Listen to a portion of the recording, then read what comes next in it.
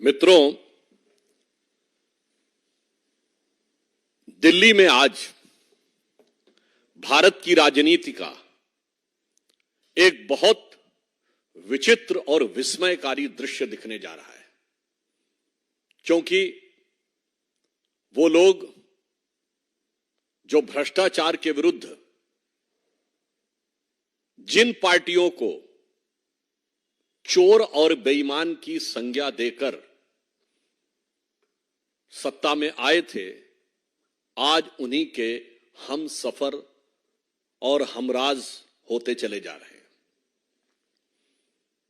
आज यह इसलिए महत्वपूर्ण है क्योंकि भारत की राजनीति में पहली बार उस राज्य में रैली हो रही है जहां का मुख्यमंत्री हिरासत से सरकार चला रहा है,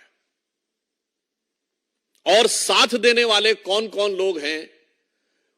वो पार्टियां हैं जिन पार्टियों के नेताओं का रिकॉर्ड कितना अद्भुत है। श्री लालू प्रसाद यादव जी 1997 में जेल जा चुके हैं।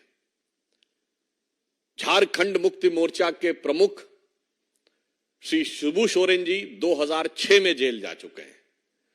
डीएमके के नेता ए राजा और कनिमोझी 2011 में जेल जा चुके हैं। और करुणानिधि जी तो इतनी पुरानी बात हो गई है कि शायद आज की पीढ़ी को याद ही नहीं होगा, 24-25 साल पुरानी बात हो गई है। कांग्रेस के कई नेता, सुरेश कालमाणी जी जैसे नेता 2010 में जेल जा चुके हैं। समाजवादी पार्टी के नेता रहे स्वर्गीय मुलायम सिंह जी 2007 में आय से अधिक संपत्ति का मुकदमा उनके ऊपर दर्ज हो चुका था। और श्री राहुल गांधी जी और सोनिया जी जिस केस में बेल पर हैं, मुचलके पे हैं, वो 2013 में, अक्टूबर 2013 में दिल्ली हाई कोर्ट के आदेश पर हुआ था। बोफोर्स का केस 1987 में हुआ और एफआईआर 1990 में हुई।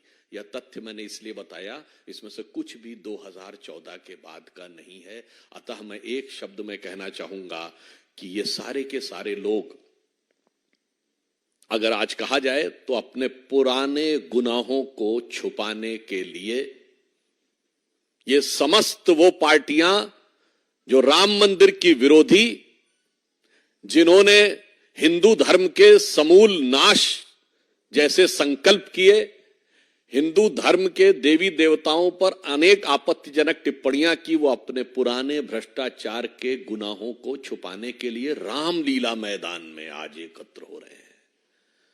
तो मुझे लगता है कि इसे यदि एक शब्द में कहा जाए तो हिंदी में एक कहावत होती है, चोरी ऊपर से सीना जोरी। जो विगत 3 पीढ़ियों से भ्रष्टाचार के आरोप में कोर्ट कचहरी और जांच एजेंसियों के चक्कर काटते रहे, जेल से अंदर और बाहर आते रहे, वो आज आकर जिस निर्लज्जता का प्रदर्शन कर रहे हैं, वो सिर्फ भारत की राजनीति में आलोचना योग्य नहीं है। मैं दूसरा एक बिंदु कहना चाहूंगा कि ये भारत की राजनीति में विश्वसनीयता के संकट का प्रतीक है, क्योंकि ये वही रामलीला मैदान है जहां से 12-13 साल पहले किस ढंग का एक सीन दिखता था, इंडिया अगेंस्ट करप्शन। और आज उसी रामलीला मैदान में everybody is with corruption, everybody is for the cover up of the corruption. और इसलिए तब इनके गुरु अन्ना हजारे होते थे, आज लालू प्रसाद यादव जी हैं।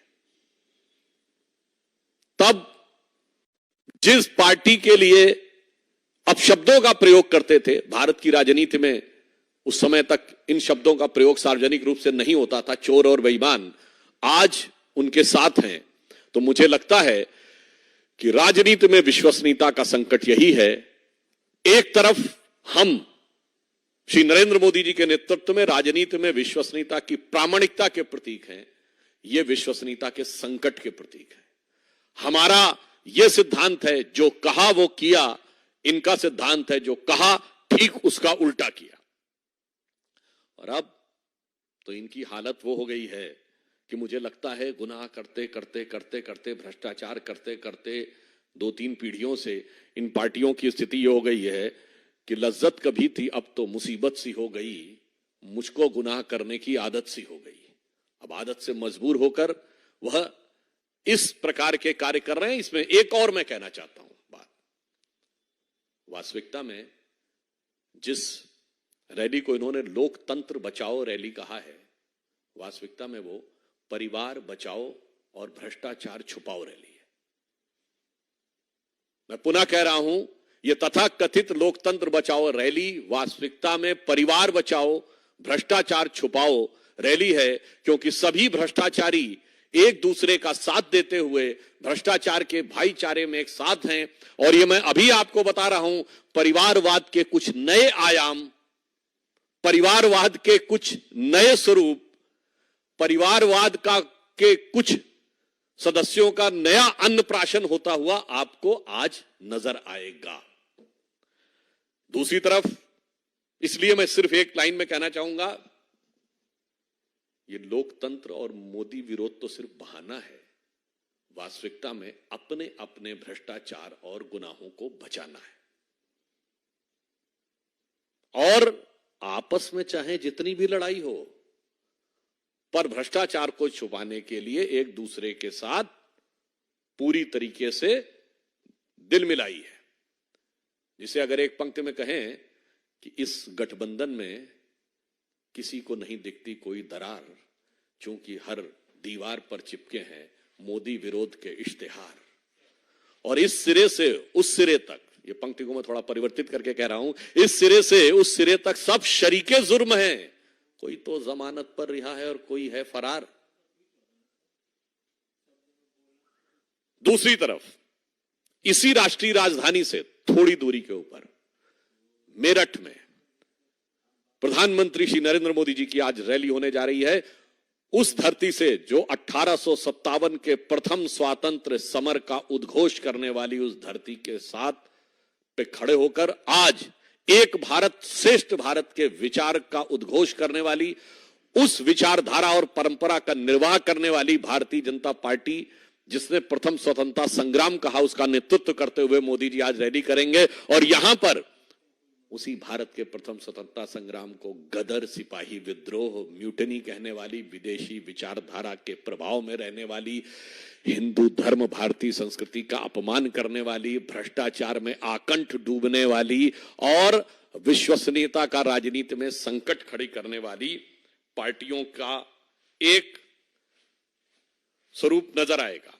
एक तरफ वो दल हैं जिनके लिए सिर्फ और सिर्फ अपना परिवार है, और एक तरफ मोदी जी के नेतृत्व में हम हैं जिसके लिए 140 करोड़ देशवासियों का परिवार है। और वैसे हमारे धर्मशास्त्रों में कहा गया है, व्यसन की मित्रता बहुत अच्छी होती है, बहुत प्रबल होती है, दुर्गुण की मित्रता। मतलब कोई खराब, जैसे जुआरी, शराबी बहुत अच्छे मित्र होते हैं आपस में, तो वैसे ही यहां व्यसन की मित्रता का, व्यसन के भाईचारे का बहुत सुंदर स्वरूप आपको देखने को मिलेगा। और इसलिए मैं अंत में सिर्फ यह कहना चाहूंगा कि आज देश की जनता के सामने एक फूड फॉर थॉट भी है कि एक तरफ नई राजनीति और प्रयोग धर्मी राजनीति का वक्त अब नहीं है। भारत जिस मुकाम की तरफ आगे बढ़ा है, उसमें जांचे परखे खरे, तपे तपाए और आजमाए हुए नेतृत्व का में आगे बढ़ने का वक्त है। और जिस प्रकार का छल इसी रामलीला मैदान पे इस देश की जनता के साथ हुआ था कि नई राजनीति, भ्रष्टाचार के विरुद्ध संघर्ष, जिसमें कभी अन्ना हजारे थे, किरण बेदी थी, कुमार विश्वास थे और अन्य लोग थे, जन लोकपाल था जहां शपथ ली गई थी। भ्रष्टाचार तो छोड़िए, सबका स्टिंग कर लेना। आज तो जाके उनके स्टिंग में जाके बैठ गए। जो कहते थे सब मिले हुए हैं जी, सबके साथ मिलके जाके बैठ गए। तो मुझे लगता है कि एक तरफ वो था और आज जिस जिस प्रकार के महारथियों के साथ आकर खड़े हैं, तो मुझे लगता है कि शायद उनके लिए वो पुराने गीत की एक पंक्ति कही जा सकती है कि रहते थे कभी जिनके दिल में ये जान से भी प्यारों की तरह बैठे हैं उन्हीं के कूचे में, पर आज गुनहगारों की तरह। तो इन गुनहगारों को देश की जनता समुचित, उपयुक्त और प्रभावी प्रत्युत्तर देगी। धन्यवाद।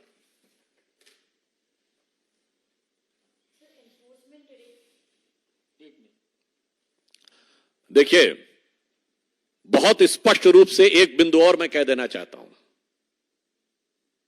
लोकतंत्र की बात वो पार्टियां कर रही हैं जिसमें सिर्फ परिवार तंत्र है, जिन्होंने पिछले जब से बने हैं तब से आज तक अपने पार्टी के अंदर किसी भी दूसरे व्यक्ति को लोकतंत्र के अनुरूप सत्ता देना उचित नहीं समझा। तो मुझे लगता है ये वास्तविकता में पुनः मैं इस विषय को रीएम्फसाइज करता हूं कि लोकतंत्र बचाओ नहीं, परिवार बचाओ और भ्रष्टाचार छुपाओ रैली है।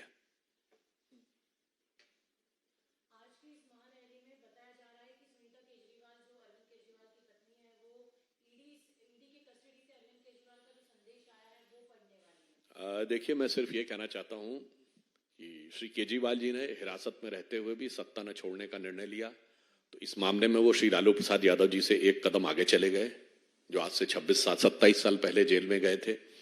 यानी उन्होंने कम से कम इतना तो किया था कि हिरासत में जाने से पहले पार्टी छोड़ दी थी। अब मुझे लगता है उनके साथ बैठ के जब रैली करेंगे तो एक हिंदी में प्रख्यात रहीम का दोहा है, कदली सीप भुजंग मुख स्वाति एक गुण तीन, जैसी संगति बैठिए वैसे ही गुण दीन। तो हो सकता है संगति का कुछ और प्रभाव भी आने वाले समय में दिखने वाला हो और उसके लक्षण दिखाई पड़ सकते हैं। इसी से जुड़ा हुआ दूसरा सवाल भी है, एनसीपी भी आज इस पूरे महारैली में शामिल होने वाली है। इन्हीं के एक नेता जितेंद्र आव्हाड सवाल उठा रहे हैं कि आम आदमी पार्टी के तमाम नेता मौजूद नजर आ रहे हैं, बात करते हुए नजर आ रहे हैं, लेकिन राघव चड्ढा इस पूरे ना प्रोटेस्ट में नजर आ रहे हैं, ना दिल्ली में नजर आ रहे हैं। इस पर उन्होंने खुद ने ही सवाल उठाया है। ये स्वयं दर्शाता है कि अंतर विरोधों और स्वार्थों से भरे हुए गठबंधन को आप कितना भी ऊपर से एक कवर अप या छलावरण दे दें, उसके अंदर वास्तविकता नहीं आ सकती। जैसे उसे कहते हैं ना, कागज के फूल से खुशबू नहीं आ सकती और पुतले में जान नहीं आ सकती, उसी ढंग से इस गठबंधन में वास्तविकता में कहा जाए कि इस गठबंधन का तो कोई सिला ही नहीं, कौन किससे मिला है कुछ पता ही नहीं। लाख चेहरे बदल के आ जाते हैं ये, पर आईना कमबख्त झूठ बोलता ही नहीं और रैली में भी असलियत दिखाई देता है। आनंद पांडे सर, दो सवाल है। एक तो आज प्रधानमंत्री जी ने ट्वीट भी किया है कि जो उन्होंने पार्लियामेंट में भी बात कही थी, कैसे कच्चा क्यों जो श्रीलंका को कांग्रेस ने जीत दिया था, ऐसे में कांग्रेस पर भरोसा नहीं किया जा सकता। एक सवाल यह। दूसरा सवाल यह है कि आज इकोनॉमिस्ट ने लिखा है कि अमूमन देखा गया कि पढ़े लिखे लोग जो है कॉर्पोरेट नेताओं को वोट नहीं करते हैं, लेकिन प्रधानमंत्री मोदी के मामले में ऐसा नहीं है। उनको न सिर्फ पढ़े लिखे लोग भी वोट करें, बल्कि पीएम तीसरी बार भी जीत के आए। देखिए, ऑन द इश्यू ऑफ कच्चा थीवू, I would like to remind to the entire country that this was with India till 1975. And it is just 25 kilometer from the Indian coast in Tamil Nadu. ये केवल 25 kilometre की दूरी पे है। And previously Indian fishermen used to go there and do the fishing. But during the Indira Gandhi's regime, then government has handed it over to Sri Lanka. And not only handed it over to Sri Lanka, there used to be some agreement between the two countries. There is a various example in the entire world that mutually in these waters, both the fishermen of both the countries can come. But it was also stated in that agreement that none of the Indian fishermen can go to that place which is just 25 kilometers from Indian coast. Because of this, there are several fishermen which has been captured and some remained in jail and they have to face the atrocities. But unfortunately, आज DMK उनके साथ है और न DMK इस विषय को उठाती है, न कांग्रेस इस विषय को उठाती है, केवल प्रधानमंत्री श्री नरेंद्र मोदी जी उठाते हैं। This shows the commitment of our Prime Minister even to those things which are considered the farthermost sitting in Delhi and which is considered a very small thing. और मेरा प्रश्न यह भी है श्री राहुल गांधी जी से, जो दक्षिण उत्तर की बहुत बात करते हैं, दक्षिण भारत के इतने महत्वपूर्ण मुद्दे के ऊपर मौन क्यों धारण कर रखा है? क्यों नहीं देश को बताते कि गलती सिर्फ उनकी पार्टी की नहीं, उनके परिवार की है? हाँ, देखिए, जब प्रधानमंत्री श्री नरेंद्र मोदी जी सत्ता में आए 2001 में, भारत की राजनीति का उन्होंने एक स्थापित मानदंड बदला। हम सबको याद होगा 2000 के आसपास एक एस्टैब्लिश चीज थी एंटी इनकम्बेंसी, सत्ता विरोधी लहर। जो वे सत्ता में रहेगी पार्टी, कुछ समय के बाद उसके खिलाफ हो जाएगा, सारी परिस्थितियां बदल जाएंगी और चुनाव हार जाते थे। उन्होंने प्रो इनकम्बेंसी में बदला। अच्छे काम, पारदर्शी, ईमानदारी, मेहनत, कर्मठता। जनता को लगा इन्हें और मौका देना चाहिए। 3 बार वहां रहे, 2 बार यहां प्रधानमंत्री रहे और 1 बार और आने जा रहे हैं। इसमें एक महत्वपूर्ण बात है जो आपने कही है, यह बात मैं कहूंगा, किसी को थोड़ी आपत्तिजनक भी लग सकती है। लोग कहते हैं ना, कांग्रेस को 50 साल लगातार शासन करने का मौका मिला, तब ये वो दौर था जब भारत की साक्षरता दर 50% से कम थी। भारतीय जनता पार्टी को सत्ता तब मिली है जब भारत की साक्षरता दर 50% को क्रॉस की है, और श्री नरेंद्र मोदी जी को स्पष्ट बहुमत तब मिला है जब 60% भारत की साक्षरता दर क्रॉस कर गई थी।